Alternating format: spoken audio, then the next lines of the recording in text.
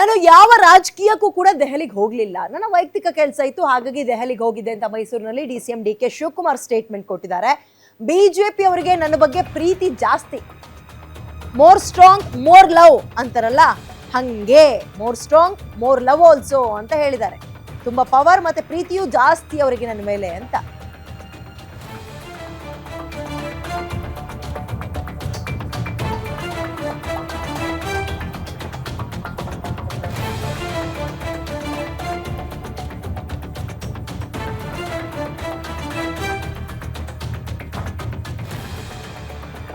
ಡಿ.ಕೆ ಶಿವಕುಮಾರ್ ಅವರು ಡೆಲ್ಲಿ ಪರೇಡ್ ಅನ್ನ ತಿಂಗಳಲ್ಲಿ ಏನಿಲ್ಲ ಅಂದ್ರೂ ಒಂದು 6 ರಿಂದ 7 ಬಾರಿ ಮಾಡ್ತಾ ಇದ್ದಾರೆ.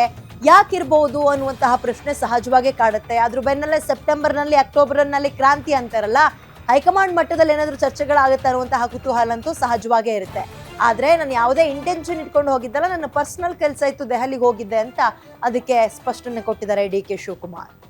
ಏನಪ್ಪ, ನಾನು ಚೀಫ್ ಮಿನಿಸ್ಟ್ರಿಗೂ ನಮ್ಮ ಇವ್ರಿಗೂ ಕೂಡ ನಾನು ಹೇಳಿದೆ, ನನಗೆ ಎಮರ್ಜೆನ್ಸಿ ಬೇರೆ ಮೊದಲೇ ಪ್ರೋಗ್ರಾಮ್ ನನಗೆ ಟೈಮಿಂಗ್ ಫಿಕ್ಸ್ ಆಗಿತ್ತು, ಅದಕ್ಕೆ ನಾನು ಭಾಷಣ ಮಾಡಿಬಿಟ್ಟು ನಾನು ಹೊರಟೆ.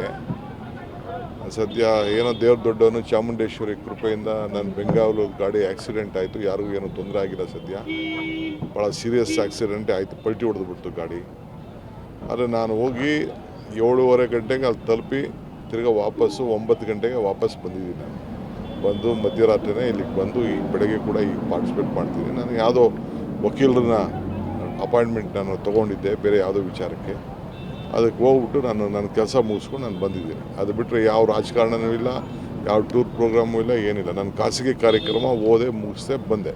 ನೋಡಪ್ಪ, ನಾನು ಚೀಫ್ ಮಿನಿಸ್ಟ್ರಿಗೂ ನಮ್ಮ ಇವ್ರಿಗೂ ಕೂಡ ನಾನು ಹೇಳಿದೆ, ನನಗೆ ಎಮರ್ಜೆನ್ಸಿ ಬೇರೆ ಮೊದಲೇ ಪ್ರೋಗ್ರಾಮ್ ನನಗೆ ಟೈಮಿಂಗ್ ಫಿಕ್ಸ್ ಆಗಿತ್ತು,